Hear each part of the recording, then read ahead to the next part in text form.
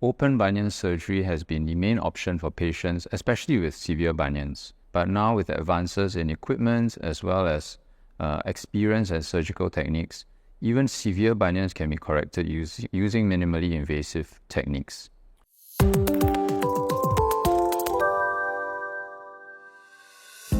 Hi, I'm Dr. Tan Ken Jin. I'm an orthopedic foot and ankle surgeon and I practice at Mount Elizabeth Novena in Singapore. Bunions are an interest of mine and I treat many patients with bunions. Bunions are a very common problem, more common than you may think.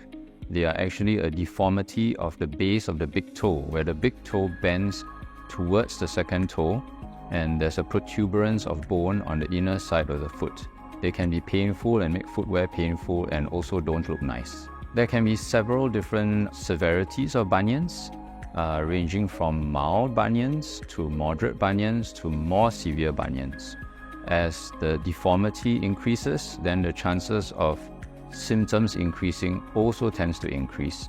At the beginning, there may be not many symptoms, just that the toe looks a little bit pointed towards the second toe and there's a bit of bony prominence on the inner side of the base of the big toe. On and off, that may be painful when you're wearing footwear.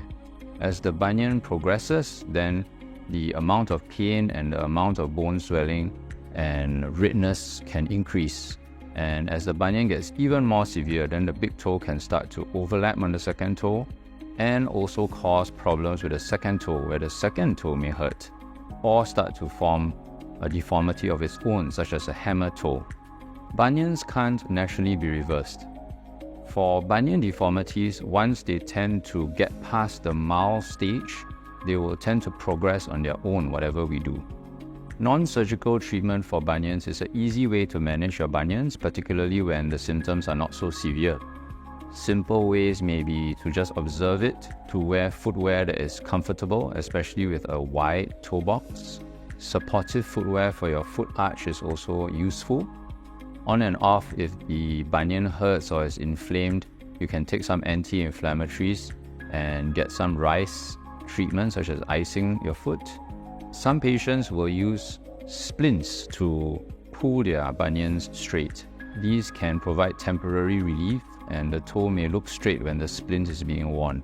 However, when you remove your splint, you will find that this is not an effective way to correct your bunion and the bunion will return.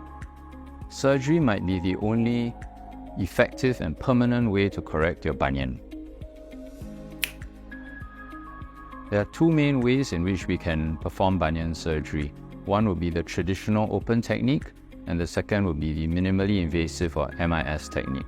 In an open surgery technique, typically the surgeon will make an incision along the length of the metatarsal bone and a surgical saw, something like this one, is used to make cuts in the bone to do the correction. In a minimally invasive bunion surgery, the approach is quite different and a few small stab incisions, each a couple of millimeters long, are used to access the bone. And the correction is then made with a tiny pen-like device like this one. For a long time, for patients with more severe bunions, open surgery has been the only option for them. However, now with advances in terms of equipment as well as experience of the surgeons, even the more severe bunions can nowadays be corrected using minimally invasive surgery. Let me bring you through a bunion surgery. Usually on the day of the surgery, when you come in for surgery, we will meet you in the pre-surgical area. We will then answer any other questions you may have, double check which foot we are doing or both. And then after that, we'll push you into the operating room and we'll introduce you to the surgery team, which will usually have an anesthetist and the surgery nurses. Following that, you'll lie down, we make sure you're comfortable and warm, you have some oxygen to breathe, and a small injection is given, and then typically you'll go to sleep.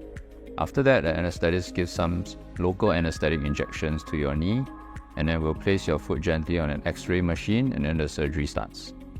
So with your foot on the X-ray machine, we will usually start the surgery by making a small wound at the upper half of the metatarsal bone. Once we've done that, then the X-ray is used as a guide for us to use the pen burr to make some fine cuts in the bone to help us correct the bunion. Once that is done, then a small shifting device sits inside the little wound that was used to make the cuts in the bone, and this device is quite useful. It helps us rotate the bone in the direction we would like, and then also it has a screwing mechanism that as we screw it in, it helps us push the bone and correct and realign the bunion. This device is a very powerful device and lets us correct from mild, moderate and even severe bunions effectively and reliably. Once the bone alignment is as we deem satisfactory, then a targeting guide is inserted over the device, and this helps us target to insert the screws.